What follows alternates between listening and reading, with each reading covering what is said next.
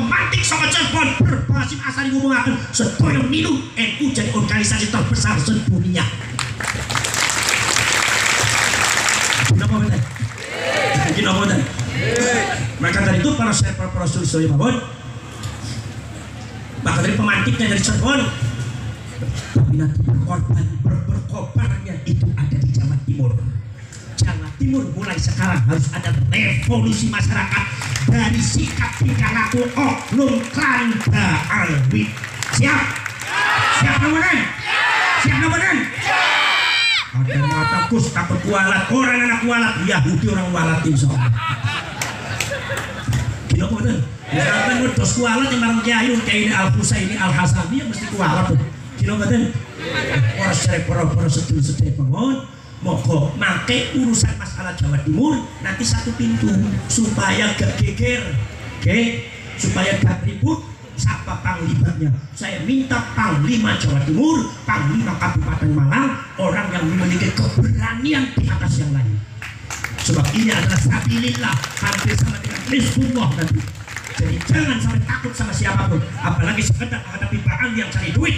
Kalau sudah ada orang bertakiran dari klan Pak Ali mempersekusi ulama, bersikap kasar kepada para ulama, ketika ini kita usir saja. Usir mereka. Kenapa sebab ente siapa? Minta uang, kasih apa seadanya. Ngamuk-ngamuk usir dia. Kenapa? Dia bukan siapa-siapa. Justru para kiai, para ulama yang ada di Malang itu adalah Dzurriyyatur Rasul. Kenapa pada? Paham? Panjenengan pengen ngerti kuliah Kanjeng Nabi ya kiai ulama semua paham. Maka tadi itu kalau ada yang tanya Dzurriyyatur Rasul keturunanipun Kanjeng Nabi wonten jumatan Indonesia itu berapa jumlahnya? Enggak gitu. Bahkan mungkin 99% kiai ulama sejowo Indonesia Nusantara itu sudah kemasukan darahnya baginda Rasulullah SAW. Dari bakal ini salah tempat, milihnya salah tempat. Mereka nggak tahu kalau sumpah orang-orang kiai-kiai kita walaupun hidungnya pesek, bentuknya bentuk Jawa, bentuk Sunda, bentuk Madura, tapi mereka adalah para sayyid dan para syarif yang memiliki kemuliaan depan Allah di atas yang lain. Laras apa badan? Laras apa badan? Kalau saya profesor, kalau niki dugi teng mriki karena mahabbatan lakum karena kula depan dua tempat panjenengan. Paling kula niku siok boten patos sehat, tapi insyaallah muga-muga niku maksud aku mriki kula malah kita sehat. Mudah-mudahan sebab niki perjalanan niki masih banyak apa namanya masih banyak perjalanannya masih belum selesai dari nanti malam besok pagi terus susah mudah-mudahan bulan diberi kesehatan sebab masyarakat perlu pencerahan. Kenapa badan? Dari sekarang saya minta masyarakat Malang bangkit kiai-kiai. Dzurriyyah Wali Songo, cucunya Sunan Ampel, Sunan Giri, Sunan Bonang, Sunan Muria, Sunan Derajat, Sunan Kudus, Sunan Gunung Jati tampil semua. Jangan sampai Indonesia ini direbut oleh klan-klan yang lain termasuk Pak Ali karena mereka akan merusak kita dan merusak anak cucu kita. Masalahnya kalau kita nggak benar sekarang, anak cucu kita jadi korban masalah datang. Saudara-saudara, dia apa benar? Pemalsuan makam itu dilakukan oleh kaum Zionis di Palestina.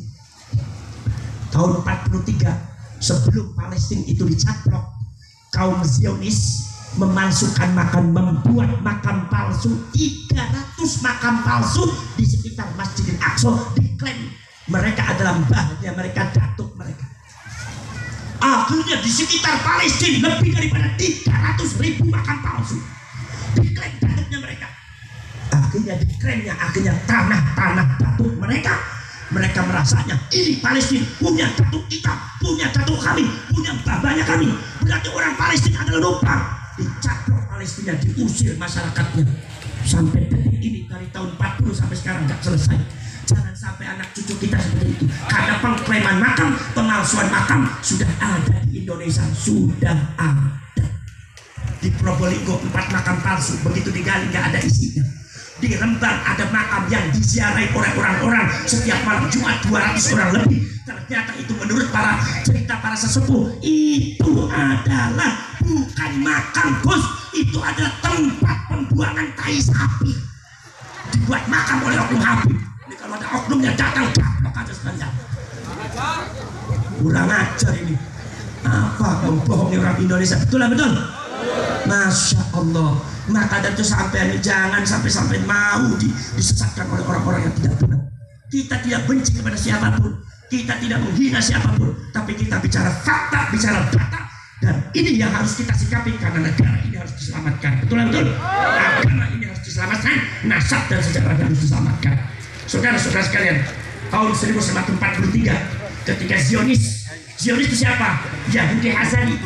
Yahudi Hazari itu siapa? Nanti tanya sama Gus Fatih itu saudara-saudara sekalian, itu genetikanya Zionis sama dengan Habibnya ente, sama genetikanya sama. Mau apa ente protes sama siapa? Wong itu adalah data dari awakmu, dan aksinya juga hampir sama. Maka dari itu pada waktu Zionis itu mau mencaplok Palestina, maka mengirimkan mata-mata. Siapa mata-matanya? Mata-matanya adalah salah seorang